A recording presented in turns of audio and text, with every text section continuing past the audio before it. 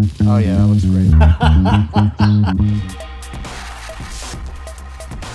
Hey guys, welcome to Mad Scientist Barbecue. I'm Jeremy Yoder, and today we're cooking something really special. We're cooking Japanese A5 ribeye. I saw this at my local Costco, and my local Costco never seems to get Wagyu in. I've had lots of friends who send me pictures of their Costco having Wagyu, but mine never does. But this time they had it, and not only did they have Japanese A5, they had Japanese A5 for $59.99 a pound. Every other time I've seen Wagyu at Costco, it was $99.99 a pound. So this is definitely cheaper. The question is it just as good? Is it worth the $60? Especially with food prices rising, what we might see, and I'm no economist, I don't have any degree in agriculture or anything like that, but what we might see is due to the price of baseline goods increasing, luxury goods like Japanese A5 might not increase in price the same way. And it might be a function of how much of the grain that goes into feeding this animal is in the final cost. Because as the price of petroleum products increases and fertilizer is cut short, we might see an increase in the cost of grains, which would mean an increase in the cost of meats, and then transporting everything.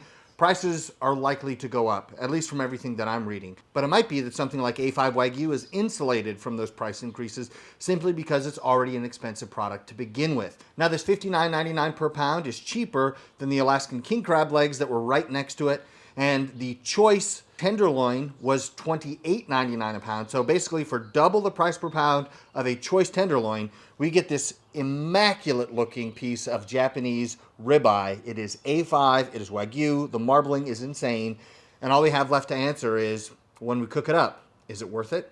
For my own curiosity, now I'm not going to wade into the comments and fight this out with anybody, but for my own curiosity, I would like to know what you guys think is the problem behind the cost of groceries getting more and more expensive. I got shocked the last time I went to the grocery store. I think the only frivolous thing we got was a pack of Oreos for my daughter, and the grocery bill was still like $300. And I was like, what did we get? We got some ground beef, we got some chicken, we got some, oatmeal, we got milk, normal stuff, and it was still $300. So I know I can't be the only person feeling the squeeze. So let me know what you guys think.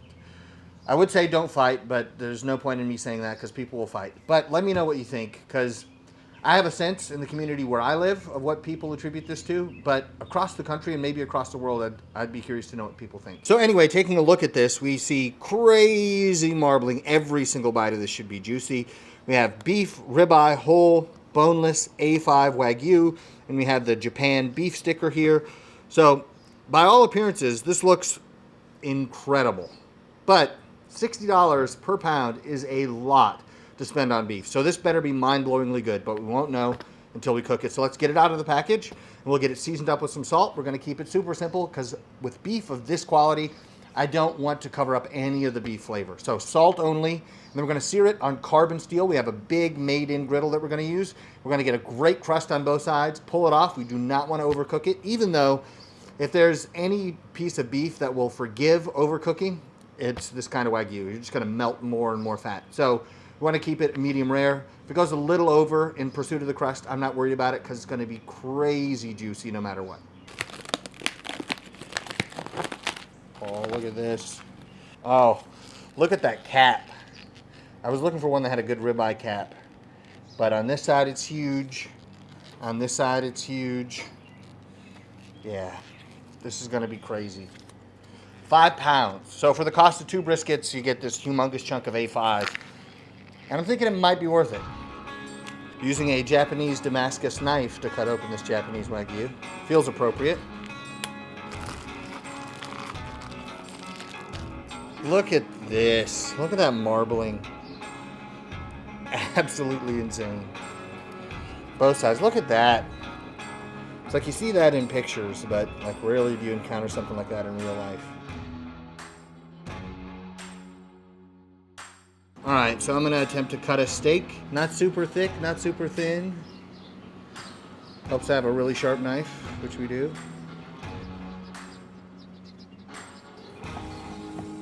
We got this little guy.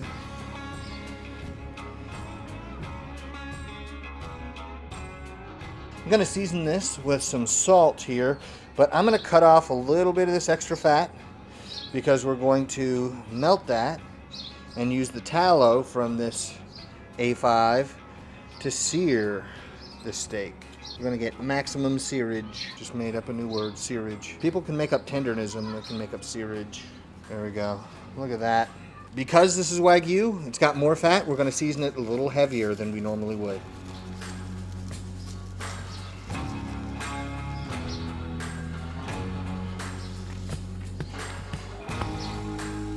But that's it.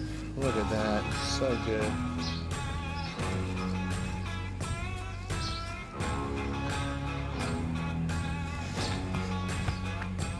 Okay, so we have this made-in carbon steel griddle, ripping hot right now. The burner's going. If I temp it, it's 489 degrees. That is searing temperature for sure. So this gives me an infrared temperature, and I can use the probe to actually tell me when the steak is done, so I only need one tool. So with this thing really hot, I'm gonna put on some of this Wagyu fat so I can get a layer of tallow so I can sear immediately. I don't want anything to stick.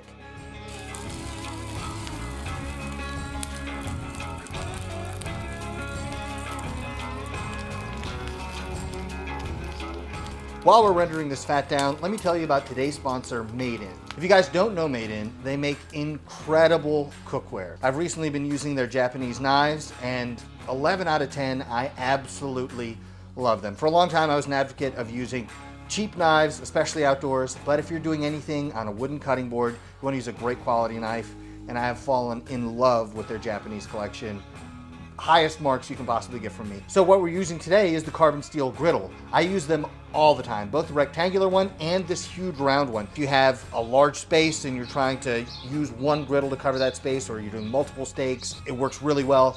The rectangular one fits over 2 burners. I use them all the time to cook steaks. I know as a barbecue guy, I should be wanting to cook meat over the coals, but nothing replaces the sear you get with something like carbon steel, especially these griddles. There's a reason Made In has over 100,000 5-star reviews and why their equipment is used in Michelin-starred kitchens. I cannot say enough good things about Made In, whether it's the new Japanese knives that I've fallen in love with or the carbon steel that I've been falling in love with for a long time now. They make the highest quality equipment that you can use in your kitchen, and they sell direct to consumers so you don't have to pay a markup. So if you love great flavor and great equipment, check out the carbon steel griddle collection and Made In's other incredible collections by using the link in my description to save on your order.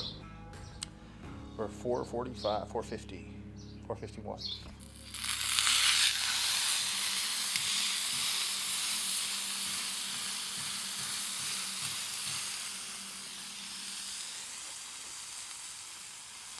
So we're gonna sear on this side until we get a really nice crust.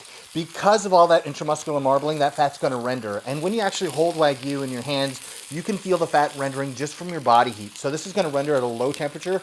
So it's like we're doing a very shallow fry because of all of that rendered fat. Once we get the color on that side, we'll flip it over and match the color on the opposite side because we're trying to get in as much flavor as we possibly can, but we only really wanna taste beef, salt, and sear. That Maillard reaction on the outside is going to create a cocktail of flavor compounds that we're after, and that's all we really need when you have such a great quality piece of meat.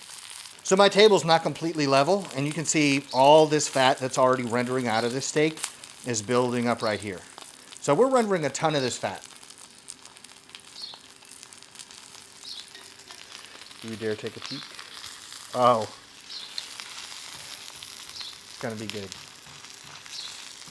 You know, I might not be good at a lot of things, but I can cook a steak. All right, we've got a great crust there, all brown. Now it's time to flip it.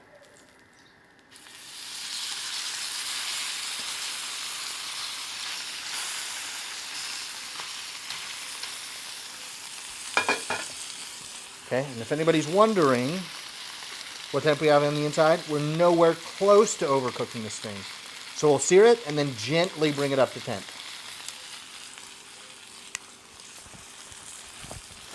With all this Wagyu tallow, I'm just basting this a little bit because I figure why not? But we're getting really close to done. Let's check this side. Oh yeah, that looks great. We got the sear that we want. We're almost at the internal temp we want. We're going to pull it off in just a second. All right. And that is what we're looking for. I did not add any fat from any other source. So just those small pieces of fat in the beginning, and then we cook the steak. And this has a ton of Wagyu tallow in it now because we rendered it out. So it's going to keep all the meat juicy. It's going to make it super rich and flavorful. But also keep in mind, you're going to be producing a lot of tallow. So I've let this steak rest, and it's time to slice it up and do some taste testing. Look at that. Look at that crust. Now to do this taste test, we had to bring on a special taste tester. If we bring on Emma, she already thinks I'm the best steak cooker in the world, and she's going to say it's great, which I'm extremely proud of. But what I wanted to do was bring on somebody who eats a lot of beef, but it's almost exclusively lean. Lindsay is a personal trainer. She's also a mom of one of my daughter's best friends at school. She eats a very regimented diet. She's eating multiple times, like, I don't know, 4 or 5 times a day. She's eating super lean ground beef or chicken or something like that. So this is gonna be a big change of pace. So Lindsay, did I get all that right? How many meals a day do you usually eat? Yeah, so as a personal trainer and obviously myself as a bodybuilder, I eat 5 meals a day, sometimes 6. But right now we're at 5 meals, and 3 of those do have a lean protein source. What proteins did you eat today? 96 for lean ground beef. Okay, that and checks then out. this evening I'll have sirloin. Okay, sirloin. So a very different steak than A5 Ribeye. So for my own curiosity, what do you pay per pound for the sirloin? I'm guessing it's not the greatest steak in the world, but it fits your macros. It has the right amount of protein, not too much fat. How much do you pay for that? It's about $12 a pound, and honestly, mine is at Aldi. At Aldi. Okay. Well, this is from Costco. Let me cut some of this open here.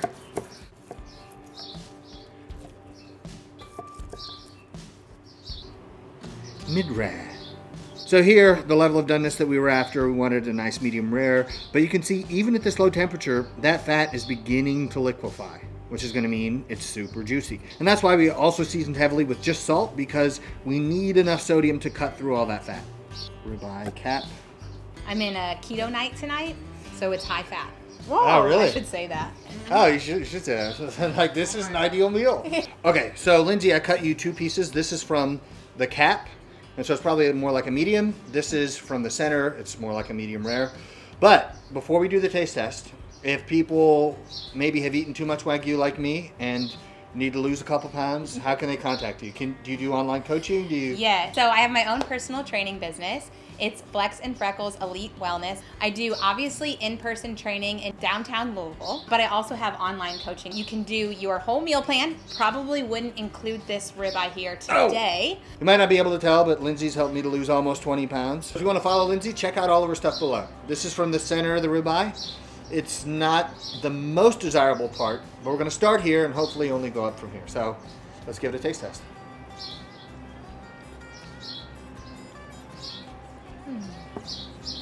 This isn't the most desirable? No. Oh, okay. That was exquisite. It's just so juicy. Yeah. Oh, man. Yeah, but you taste salt, beef. Do you taste the sear on the outside? Oh, my gosh, had a little crunch in there. It's almost like bacon. Yeah. Yeah. Oh, I haven't had bacon in so long. All right, I'm not trying to stray you off the path here. Let's try cap or spinalis. See, you're always using those like complicated words. Oh, well, your latissimus, blah, blah, blah, or the radial, medial head of the this thing. Pin the lats, pin the lats. Spinalis. You want to try it? The texture's going to be different. It should still be really rich and juicy, but we'll see. Yeah. Juicier, am I correct? Yeah. Okay. It melts. Oh my gosh. It's like putting a small thing of butter in your mouth. That's what it feels like. It like coats your palate, like with all the rendered fat.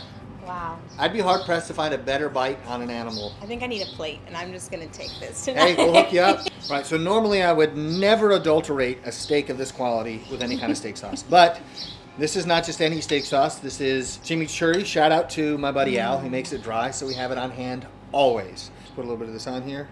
Red wine vinegar, olive oil, and chimichurri mix. The vinegar, I think, cuts through the fattiness. So instead of using something like A1 that covers up the beef flavor, this is just, I think, a good accompaniment. Man, I love chimi so much. Oh my goodness. Most of the time I never get the add-ons when you go to a steakhouse. Oh, yeah. This is when I bake, oh yeah. Wow. So what do you think? Would you pay $59.99 a pound for it? You buy a lot of meat already. I know it's not cheap. I've been to the grocery store. I see the prices of meat. As a one-off, would you ever get something like this, or you're like, it's just not worth it? First off, yes, on my free meals, but also if I have your tools. Because well, if you go to Made In, actually, I you know. can get the exact same one. Small plug. The way that the crust, that char, whatever your language is, but wow, yeah.